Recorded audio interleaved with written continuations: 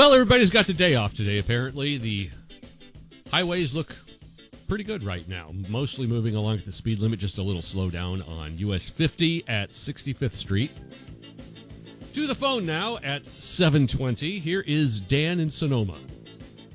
Sean, happy Thanksgiving to you, your family, and everybody listening. Thank you, Dan. Right back at you.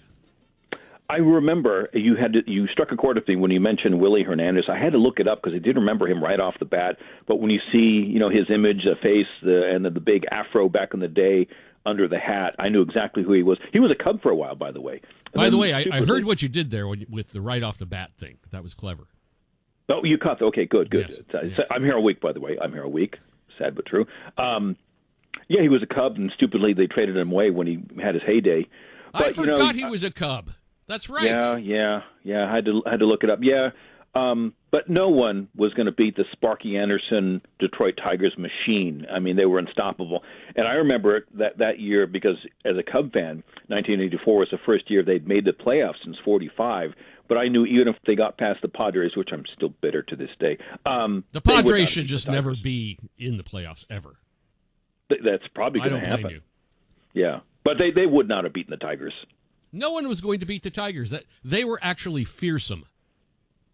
Yes, the only year they had that element, they didn't. It really didn't follow through in the latter years. Yeah, I think the next year they were unstoppable. Yeah, I think the next year they finished third or something. Now the year before, '83, they were good, but they didn't make the cut. But I think they won 90 games in '83. It's kind of like my Cubs. They were good in 2015. They had that magical year in 16, and then they totally lost it. So anyway, that's our memory of baseball. Speaking of memory, my wife and I, Dan from Elk Grove mentioned JFK. We were watching a review on was it CNN? Actually, did a pretty good piece on the JFK assassination. And I was thinking along the same lines as Dan that's the first time that people started to distrust their government because the shock, the absolute shock of seeing their president shot and killed right before their eyes, because it was live, if I remember correctly. And then the aftermath of all the misdirection and so forth, and Oswald being killed. I personally believe that Oswald, the Soviet Union was involved with this big time. Oswald had gone to Russia a few years prior, and he on the profile about him, this was a separate show. He struck me sort of a pliable mind, and the Soviets may have got him and programmed him, and others. There were others involved as well, but that was the beginning of the downfall of our trust, and it's got to where it is now. Yeah, that's the line of demarcation for me. We lost our innocence then. Maybe we never had it in the first place, but for me, that's when I noticed, what, there's lots of crummy things going on around that, as a kid, sometimes you grow up and you think, oh yeah, the grown-ups, the president, the grown-ups, they're nice. No, they're not. LBJ was not nice. No, what a creep! What a creep he was. I really have my doubts that Oswald even fired a shot, but we're never going to know the real truth of that. The why is the question I have more than the who. All the who's that had to do with that are most likely no longer with us.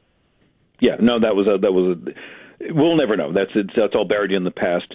But I did turn to my wife and I said, you know what? Where we are today, I wouldn't be surprised if we see an assassination again very soon, maybe even next year. Because, again, I've said to everyone, don't be shocked. We're in it. We're so deep into a banana republic state, anything can happen.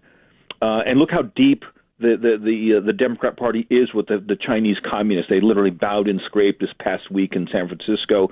That should tell you everything you need to know, that we are no longer one nation under God. We're one nation under the Chinese, and whoever else wants to dominate. Satellite of China. Yeah, that's that. So don't be surprised. I'm not wishing it, but don't be surprised if we see some people simply disappear next year. Hey, let me leave you on this here. This hostage thing. The Israelis have this bad reputation of exchanging live prisoners for dead hostages. Now, I don't think that's going to happen here. But again, I do trust Netanyahu. I think he's doing the best he can. I think he's been kicking them as badly as possible, which is why they're negotiating. The Hamas needs a desperate pause to regroup. But I don't. We'll see. Again, we'll know by this time next week how good or bad the exchange was, and if what is it, 2 or 3 Americans are showing up. That means there's 7 Americans still there. So this is still on, Jimmy Carter too, a.k.a. Joe Biden, how he deals with this. And I want to see the details behind the scenes. Was there money transferred along the way? Because we won't hear about that right away. We'll probably hear about it after the fact, if billions of dollars were exchanged for each hostage. Yeah. Well, Dan, you have a happy Thanksgiving. You too, my friend, and I will talk to you next week. You will, whether you like it or not. It is 7:25. Good morning.